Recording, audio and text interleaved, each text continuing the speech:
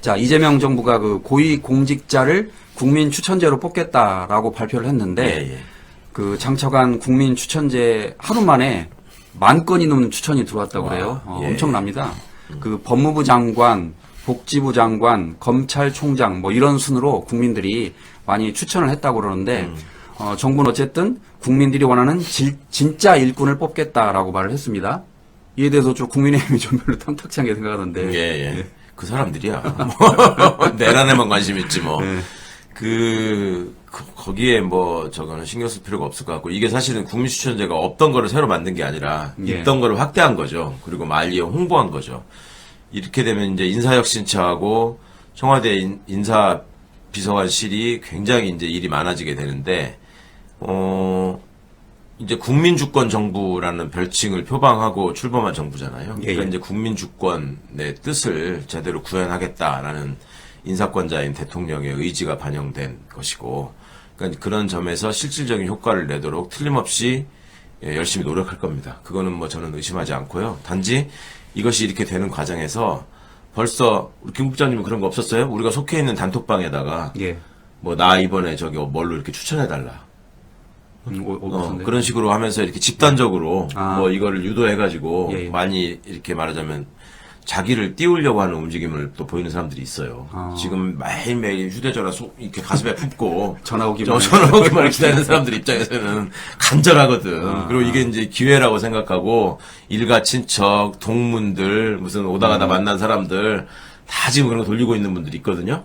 이제 그거는 그거대로 또 걸러내야 되겠죠. 이제 그런 점들 때문에 우수하지 않은 인재가 우수한 것처럼 포장되는 것도 걸러내야 되고, 또 하나 그 사람의 내실과 무관하게 미디어를 통해서 이렇게 굴절된 이미지가 시민들에게 전달된 사람들이 있습니다. 실제로 보면 그렇지 않은데 그 연예인 분들도 보면 그렇잖아요. 그 극 중에 묘사되는 인격하고 원래 본인의 인격하고 다른 거잖아요. 근데 이제 그런 거를 많이 헷갈릴 수 있기 때문에 그런 데서 오는 부작용, 그러니까 인기 투표처럼 보이는 부작용. 그게 이제 좀 이제 걸러져야 되는 거죠. 그러니까 저도 여기 뭐 농반진반으로 그런 얘기 많이 들었는데, 예를 들면 제가 어떠어떠한 자리에 뭐 추천되고 있다, 뭐 이런 얘기 저도 들었어요. 근데 그런 게 사실은 그냥 이 매체를 통해서 얼굴 많이 본 사람에 대한 선호인 거죠. 사실은 제가 지금 공직에 갈 수 있는 자격도 없는데. 올해 9월까지.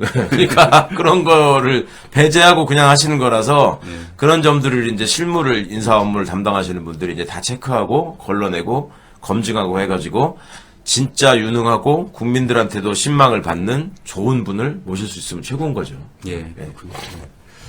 자, 그 이재명 대통령의 그 공직선거법 위반 사건 파기환송심에 이어서 대장동 사건 재판 역시 사실상 중단됐습니다. 이제 그 해당 고등법원에서 이걸 재판을 하지 않겠다고 연기한 건데, 개인적으로 이제 궁금한 게 왜 이걸 조희대 대법원장이 하지 않고 건 바이 건으로 케이스 바이 케이스로 고등법원에서 합니까? 그렇죠. 그게 참 전 이해가 안 되던데. 그게 이제 문제인 거죠. 이게 사실은 헌법 규정에 의해서 너무너무 당연한 일이에요, 이거는. 너무너무 당연한 일이고, 하급심의 어떤 혼란이나 이런 것들을 예방하기 위해서 대법원이 존재하는 거고, 대법원이 이런 부분에 대해서 충분히 정리할 수 있거든요. 헌법 규정이 어떻고 하는 부분들을. 그런데 그냥 방치해두고 개별 재판부의 판단을 맡기겠다, 이런 식으로 나온단 말이죠. 그러니까 자기들은 아마 그렇게 주장할 거예요. 이게 대법원이 일일이 재판부의 재판의 진행에 간섭하는 것이 사법부의 독립, 법관의 독립을 침해하는 것이다 라고 주장할 거예요, 아마. 틀림없이 왜 그러냐라고 하면. 근데 이거는 헌법 규정이 있으니 헌법을 지켜야 된다라고 하는 게, 그게 어떻게 사법부 독립에 대한 침해가 됩니까? 애초에 이거 발상이 잘못된 거지. 이거는 헌법보다도 법관의 판단이 우위에 있을 수 있다라는 건방짐을 표현한 것밖에 안 돼요. 제가 보기에는. 그러니까 이 대법원장이 자격이 없는 거고, 사실은 이 정도의 파문과 파동을 일으켰으면 물러나야 되는 게 정상입니다. 전에 우리가 방송 시간에도 얘기했는데, 예전 대법원장 후보자나 대법원장 다 그렇게 했어요. 근데 이 사람 뻔뻔하게 그냥 앉아있다가 취임 선서식에까지 와가지고 그 긴장된 표정으로 있으면서 고개 숙여 악수하고 억지로 웃으면서 대통령하고 악수하고, 얼마나 누추한 모습입니까? 그런 것들을 통해서 사법 신뢰와 사법부의 독립을 이렇게 유지될 수 있을 것인가를 본인이 생각해 봐야 되니까. 사법부의 수장이잖아요. 사법부의 독립을 누가 지켜줬습니까, 지금까지? 시민들이 지켜준 거예요. 자기들이 잘해가지고 지킨 게 없어요.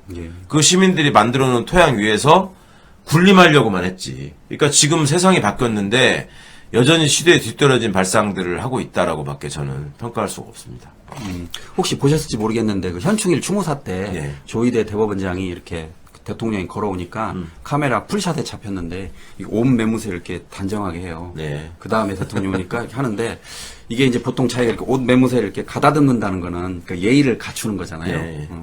그런데 정작 그 5월인가요? 그 대법원 전원 합의체가 공직선거법과 관련해서 유죄 취조로 파기환송했을 때는 좀 결의에 찬 모습이었는데 그렇죠. 그 한 달 만에 완전히 모습이 바뀌었더라고요.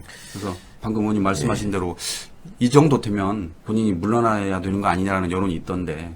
그리고 이제 그런 태도를 보이는 것이 어찌 보면 되게 기회주의적인 모습으로 보이잖아요. 그리고 서울고등법원이 하루 만에 막 집행관 송달까지 결정해놓고 갈 정도로 막 급하게 서둘렀지 않습니까? 그때 하루 만에 그랬죠. 네. 그게 더 놀라웠잖아요. 이걸 어떻게든 대선 전에 이 사람들이 뭔가를 쫓아내려고 하는구나 이런 의혹을 살 수밖에 없었지 않습니까? 근데 그때 헌법하고 지금 헌법이 다른가요?